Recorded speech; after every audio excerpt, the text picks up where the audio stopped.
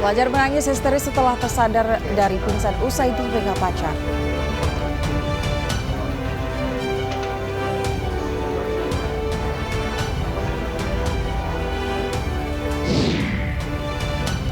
Operasi pencarian terhadap korban kapal tenggelam yang mengakibatkan 15 penumpang yang meninggal dunia di Buton tengah dihentikan.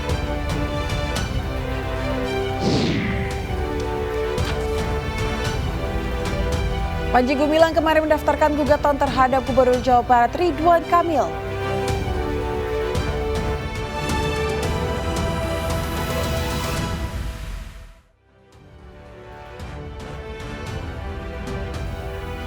Halo, selamat pagi pemirsa. Kami hadir kembali dalam Anyus Pagi, melengkapi informasi Anda pagi hari ini. Ya, selain 3 berita utama tadi pemirsa, kami juga telah menyiapkan sejumlah informasi menarik lainnya bersama saya Aya Nufus. Dan saya Bayu Pradana. Inilah Anyus Pagi selengkapnya.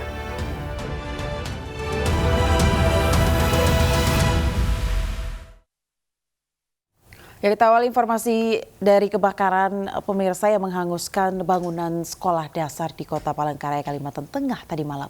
Ya, sebanyak 4 kelas musnah terbakar.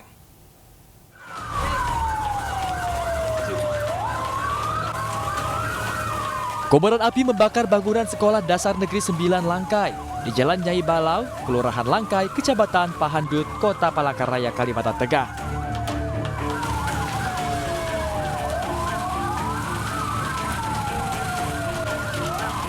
Atap bangunan berbahan kayu membuat api dengan cepat menghabiskan bangunan dan merembet ke kelas-kelas lain. Setidaknya 4 ruangan habis terbakar dalam waktu singkat. Tim pemadam kebakaran yang tiba di lokasi langsung berjibaku memadamkan dengan mengerahkan sejumlah mobil damkar dan mesin pompa air. Kurang dari 1 jam, api baru berhasil dipadamkan petugas. Namun barang-barang inventaris sekolah di dalam kelas tak bisa diselamatkan karena ikut hangus terbakar. Api diduga pertama kali muncul dari atas ruang kesenian yang letaknya di ujung kanan sekolah. Petugas belum bisa memastikan penyebab kebakaran. Dari depan ini sebelah kanan. Bagian apanya yang mulai terbakar?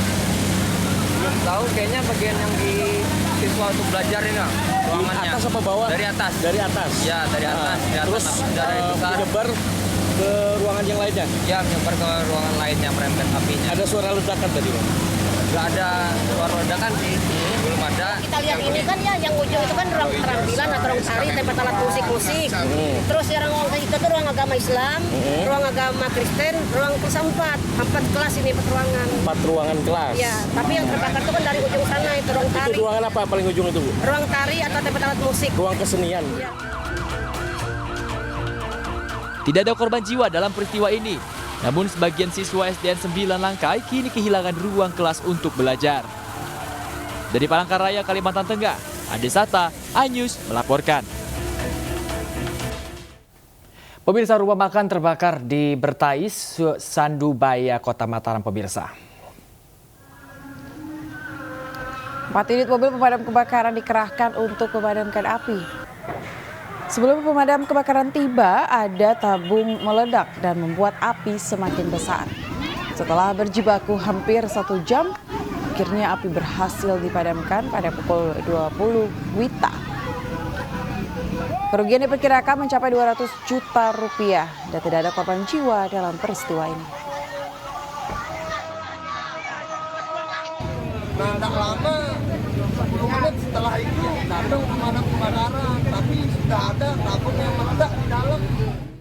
Sementara itu pemirsa, angin kencang disertai badai melanda sejumlah kawasan di Kota Padang. Akibatnya sejumlah bangunan rumah dan warung di Pantai Purus, Kecamatan Padang Barat rusak terdampak angin.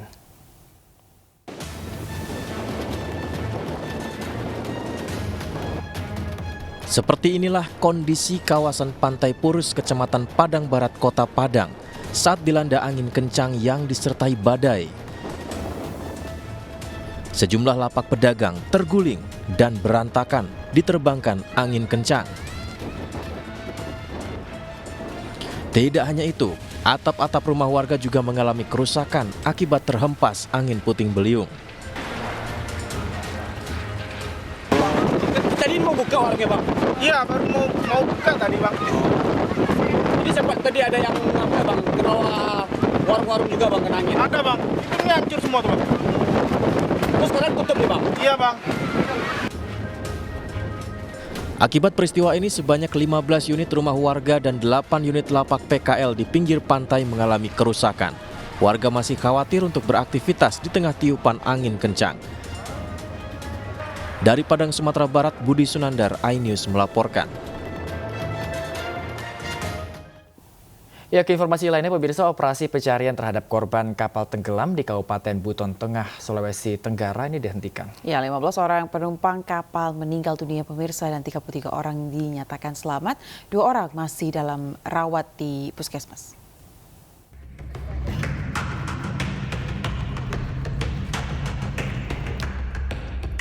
Proses pencarian korban kapal Pincara tenggelam yang sebelumnya dilaporkan hilang di perairan Teluk Wasampelah, Kabupaten Buton Tengah, Sulawesi Tenggara telah dihentikan. Perkembangan terakhir manifest kapal terdapat 48 penumpang yang menumpangi kapal Pincara tersebut. Dari 48 penumpang yang laporkan nakoda kapal, 15 penumpang ditemukan meninggal dunia, sedangkan 33 lainnya selamat. Tadi malam belum terdata. Jadi dari Babin Kapitmas maupun Babinsa dan bersama unsur Fortimincam, kami mendata untuk masyarakat yang melaksanakan kegiatan di desa di Nusantara Tengah ke Nusantara Timur untuk dicek kembali. Untuk operasi ditutup. Sebelumnya kapal Pincara atau kapal gandeng tujuan Mawasangka Tengah menuju Mawasangka Timur, Kabupaten Buton Tengah tenggelam di Teluk Wasampela Tengah. Usai pulang nonton konser artis di hari ulang tahun Kabupaten Buton Tengah yang ke-9. Sedangkan nakoda Lasarudin telah diamankan di Polres Buton Tengah guna pemeriksaan lebih lanjut. Dari Kabupaten Buton Tengah, Sulawesi Tenggara, Andi Eba, iNews melaporkan. Dihantam gelombang tinggi, pemirsa, seorang nelayan di Padang, Sumatera Barat terapung di tengah laut sejauh 300 mil dari bibir pantai usai perahunya tenggelam. Proses penyelamatan korban berlangsung dramatis.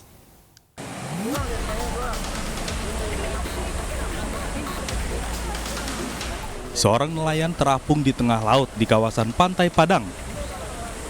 Korban mengapung dengan posisi berpegangan di atas sisa kayu perahunya yang telah tenggelam. Cuaca buruk dan besarnya gelombang membuat korban sulit untuk dievakuasi. Proses evakuasi korban oleh warga pun berlangsung dramatis.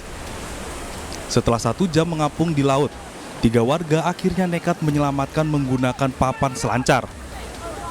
Mereka berenang ke tengah laut dalam kondisi gelombang tinggi. Setelah 30 menit, korban pun akhirnya dievakuasi ke atas papan selancar dan tiba di pinggir pantai dengan selamat. Proses evakuasi yang dilakukan warga ini pun sontak disambut histeris warga yang berada di pinggir pantai. Bang Hafiz, tadi berapa orang bang? Abang ke tengah bang? 3 orang. Pakai papan surfing atau gimana bang? Pakai papan surfing. Papan surfing ya. Kendala tadi apa bang?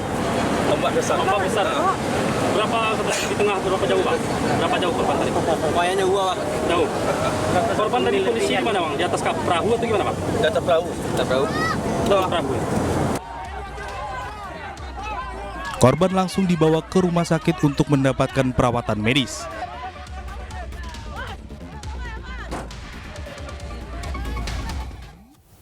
Pemirsa, 2 mobil angkutan umum di Bandar Lampung terlibat aksi kebut-kebutan hingga terbalik dan menabrak minibus yang terparkir di tepi jalan. Tidak ada korban jiwa dalam kecelakaan ini, pemirsa, sementara sopir dan penumpang mobil angkutan umum mengalami luka-luka.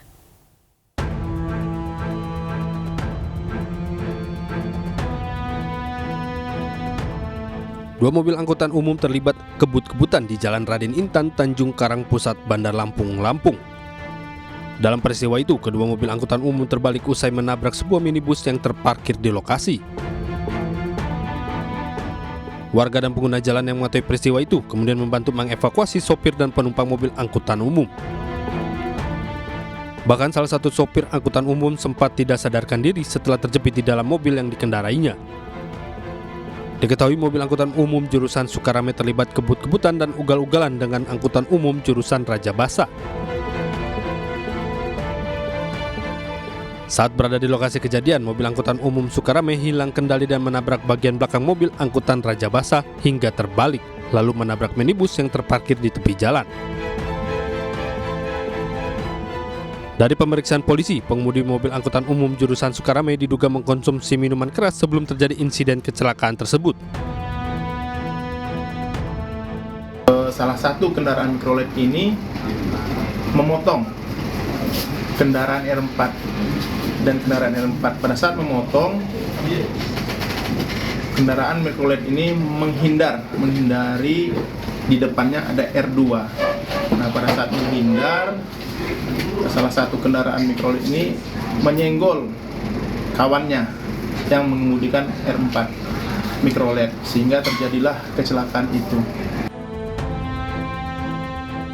Meski ketiga kendaraan roda 4 mengalami kerusakan cukup parah, namun dalam insiden ini tidak menimbulkan korban jiwa. Seluruh pengemudi dan penumpang mengalami luka dan sudah dijalani perobatan di rumah sakit. 3 unit kendaraan yang mengalami kerusakan cukup parah diamankan di Polresta Bandar Lampung sebagai barang bukti. Dari Bandar Lampung, Ruslan Ainis melaporkan.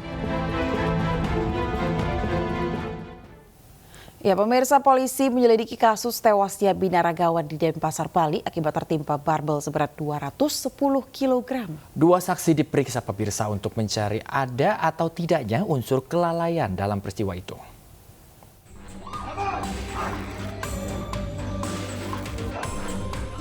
Binaragawan sekaligus selebgram Justin Vicky meninggal dunia akibat tertimpa barbel seberat 210 kg. Di sebuah pusat kebugaran di Denpasar, Bali. Justin kesulitan saat mengangkat barbel, hingga barbel yang diangkat terjatuh mengenai tengkuk. Meski ada rekan Justin yang membantunya, namun rekan Justin sama-sama kehilangan keseimbangan. Pasca insiden ini, polisi memeriksa 2 saksi. Polisi masih mendalami ada atau tidaknya unsur kelalaian dalam musibah ini. Hasil penyelidikan kami sudah memanggil kedua saksi tersebut ke Polsek, kemudian diminta keterangan terkait dengan hal tersebut. Kemudian yang kedua, kami sudah mengecek TKP dan juga CCTV yang ada di gym tersebut. Dan yang ketiga, untuk sementara gym tersebut kami polis line untuk memberikan keterangan penyelidikan. Sementara itu, keluarga mengaku ikhlas atas kepergian Justin. Di mata keluarga, Justin merupakan sosok yang mandiri dan pekerja keras. Sebelum menjadi binaragawan, Justin pernah membuka cukur rambut dan menjadi pemain sepak bola. Kemudian Justin mencoba peruntungan dengan merantau ke Pulau Dewata. Dia kan anaknya baik, gitu ya, ramah lagi. Dia tidak pernah ini itu, tidak pernah. Sama tetangga enggak, sama teman enggak tukaran, enggak apa-apa kalau Kak Vicky-nya itu. Kini jenazah Justin yang memiliki nama asli Herman Fauzi telah dikebumikan di kampung halamannya di Jember, Jawa Timur.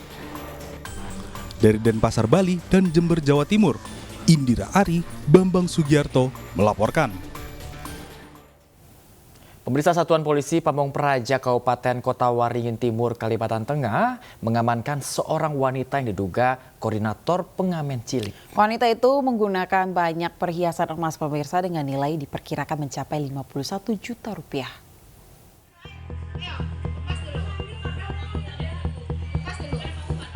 Mesa, wanita diduga koordinator sejumlah pegawai cilik di Kota Sampit, mengejutkan petugas saat diamankan di kantor Satpol PP. Wanita ini menggunakan banyak perhiasan emas di tubuhnya seperti kalung dan gelang. Nilai perhiasan itu tidak tanggung-tanggung, diperkirakan mencapai 51 juta rupiah lebih. Di dalam tasnya, petugas juga menemukan uang tunai 2 juta rupiah serta 21 lembar kwitansi pembelian emas dan 14 lembar kwitansi pembelian perak. Mesa diamankan tidak jauh dari kantor Satpol PP. Sempat mengelak, akhirnya Besa mengakui perbuatannya saat diinterogasi petugas. Selain wanita jutawan ini, petugas juga mengamankan 2 pegawai cilik dan orang tuanya, serta 2 orang pengamen berpakaian badut. kita serahkan berita acaranya. Memang ini nanti mereka tetap berkeras tidak mau berhenti, kita serahkan ke oleh kepolisian. Nanti urusan yang itu menyangkut masalah perdagangan itu mereka ranah hukum yang tahu. Mesa yang diduga koordinator pengamen cilik akan diproses secara hukum atas dugaan eksploitasi anak. Razia gabungan oleh Satpol PP bersama Dinas Sosial dan instansi terkait akan terus dilakukan. Dari Kota Waringin Timur, Kalimantan Tengah, Nurmansyah, iNews melaporkan. Pimpinan Pondok Pesantren Al Zaitun Panji Gumilang pemirsa kemarin mendaftarkan gugatan terhadap Gubernur Jawa Barat Ridwan Kamil. Panji menilai pernyataan Ridwan Kamil soal Al Zaitun tergesa-gesa dan dianggap telah melakukan perbuatan melawan hukum.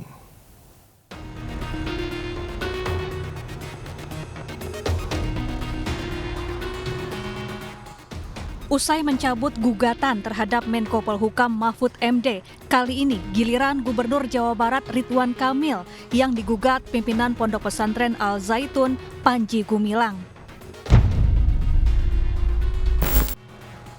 Panji resmi mendaftarkan gugatan terhadap Ridwan Kamil di Pengadilan Negeri Bandung dengan klasifikasi perkara perbuatan melawan hukum. Kuasa hukum Panji Gumilang menyebut RK dinilai terlalu tergesa-gesa dalam memberi pernyataan tentang Al Zaitun sehingga muncul berbagai opini. Sementara itu RK mengaku siap sekaligus santai menghadapi gugatan Panji Gumilang dan berharap kasus ini selesai dengan terang. Gugat Pak Gubernur gimana Pak? Gak ada masalah dalam hidup, semua urusan ada konsekuensi hukum. Yang penting kita selalu berdasar pada asas dan aspek hukum. Sudah sering saya seperti itu. Seperti juga Pak Mahfud MD, kita jalani aja proses ini karena kepentingan masyarakat jauh lebih penting. Sebelumnya Panji Gumilang melalui kuasa hukumnya mencabut gugatan perdata senilai 5 triliun rupiah terhadap Menko Polhukam Mahfud MD. Gugatan dicabut 18 Juli lalu karena Mahfud dinilai sudah memiliki itikat baik. Sementara itu Menko Polhukam Mahfud MD tidak terlalu mempersoalkan gugatan Panji Gumilang dan mengaku belum membaca isi gugatan. Mahfud juga memastikan akan terus mengawal kasus Panji Gumilang hingga tuntas. Ya, soal gugatan Panji Gumilang ya itu masalah kecil lah. Biar berjalan di pengadilan, ada hakim yang menilai.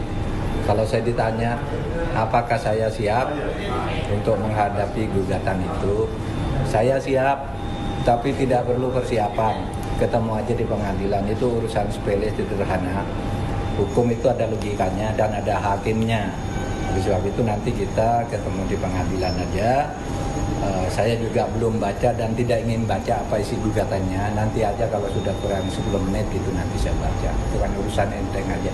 Tapi jangan lupa urusan tindak pidana yang digugatkan kepada Pak Panji Gumilang harus diteruskan dan akan kita kawal.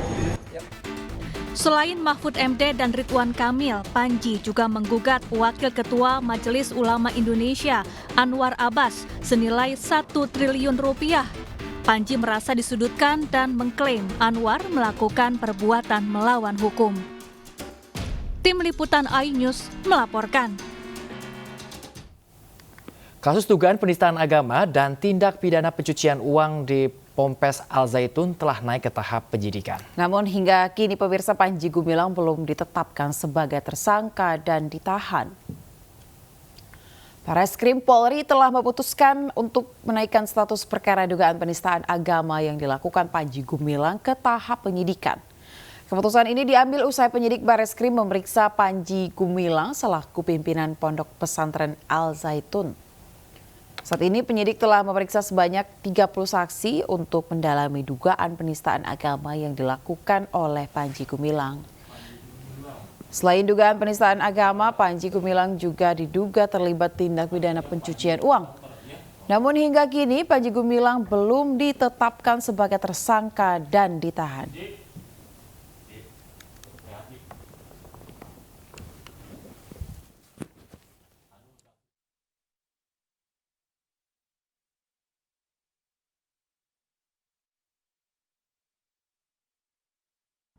penistaan agama oleh saudara PG.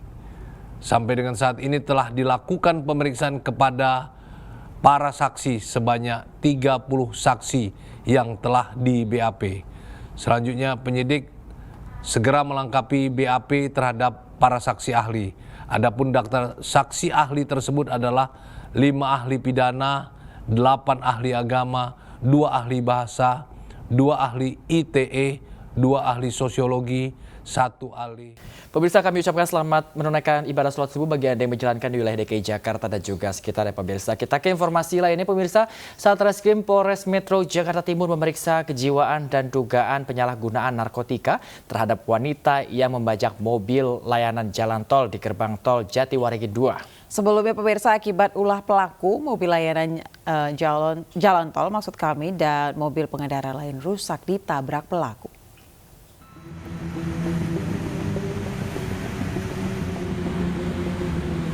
Mobil unit layanan tol dan mobil milik seorang warga masih terparkir di pinggir jalan tak jauh dari gerbang tol Jatiwaringin 2, Jakarta Timur. Keduanya rusak berat setelah bertabrakan usai mobil jasa layanan tol dibajak dan dibawa kabur seorang wanita Minggu malam. Polisi kini tengah memeriksa wanita berinisial JK, 33 tahun, ke rumah sakit untuk diobservasi. Baik aspek kejiwaan maupun adanya dugaan penggunaan narkotika ketika membajak dan membawa kabur mobil petugas. Belum diketahui berapa lama proses observasi berlangsung dan polisi masih menunggu hasil observasi tersebut. Motif saat ini masih dalam observasi, apakah ada keterlibatan atau obat-obatan masih belum kita ketahui, kita dalami, masih menunggu hasil dari observasi. Nah, untuk mobil yang digunakan yaitu mobil jasa marga, bukan mobil patroli dari kepolisian. Sebelumnya Minggu malam seorang wanita berteriak-teriak minta tolong usai mobil yang dikendarainya menabrak mobil lain. Aksi pelaku sempat mengundang perhatian warga dan pengguna jalan lain. Pelaku sempat diamankan dan diperiksa petugas karena aksinya tersebut. Dari Jakarta, Rio Mandik, A-News melaporkan. Seorang wisatawan asal Belanda menangis usai menjadi korban jambret di kota Batam pada Minggu kemarin. Akibat kejadian itu, tas korban berisi barang berharga bernilai puluhan juta raib dibawa kabur pelaku.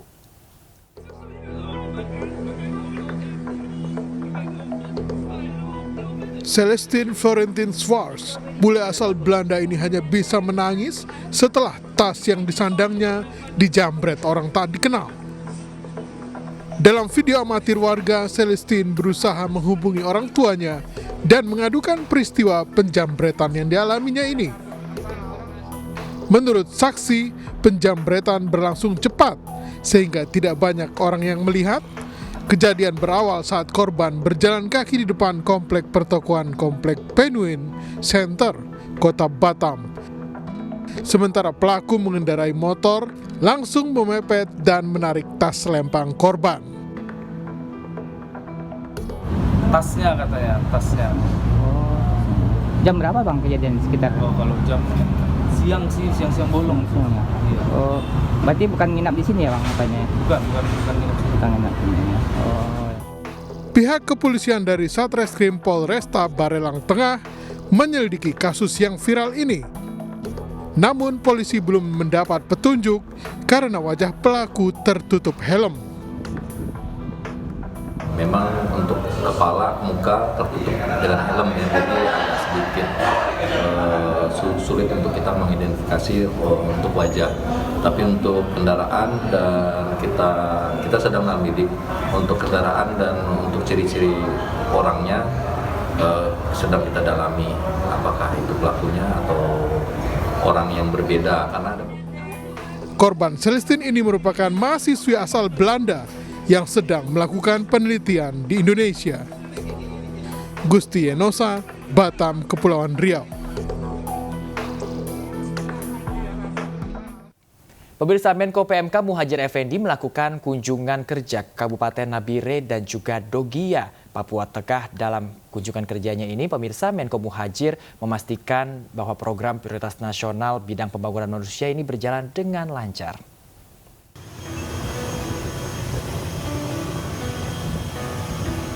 Menteri Koordinator Bidang Pembangunan Manusia dan Kebudayaan Muhadjir Effendi melakukan kunjungan kerja ke Provinsi Papua Tengah.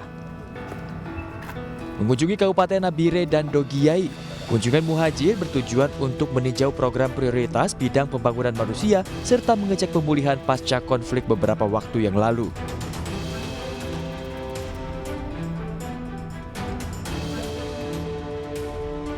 Kunjungan Muhadjir ke Kabupaten Dogiyai juga termasuk meninjau rumah salah satu warga yang mengalami kebakaran saat konflik terjadi. Selain memberikan bantuan dari Kementerian Sosial dan BNPB, Muhadjir juga berdialog dengan tokoh masyarakat agar hal serupa tidak terjadi lagi. Ada sekitar 70 rumah atau pintu yang dibakar. Di samping ada toko, tapi juga rumah hunian. Kemudian juga ada kantor yang tadi juga kita diskusikan bagaimana segera bisa diatasi sehingga kegiatan mereka yang menderita, yang terdampak tadi itu bisa segera beraktivitas. Muhadjir juga berdialog untuk membahas program prioritas nasional pembangunan manusia, yaitu terkait kemiskinan ekstrim dan juga stunting. Dari sejumlah masalah yang diduga menjadi penghambat perjalanan program ini di Dogiyai, kedepannya pemerintah pusat dan pemerintah daerah akan bersinergi untuk memecahkan masalah ini dan mempercepat pelaksanaan program. Dari Papua Tengah, Tim Liputan, iNews melaporkan. Menko Perekonomian Erlangga Hartarto diperiksa 12 jam oleh Kejaksaan Agung setelah sebelumnya mangkir. Kami akan kembali dengan informasinya usai jeda berikut ini. Tetaplah di iNews Pagi.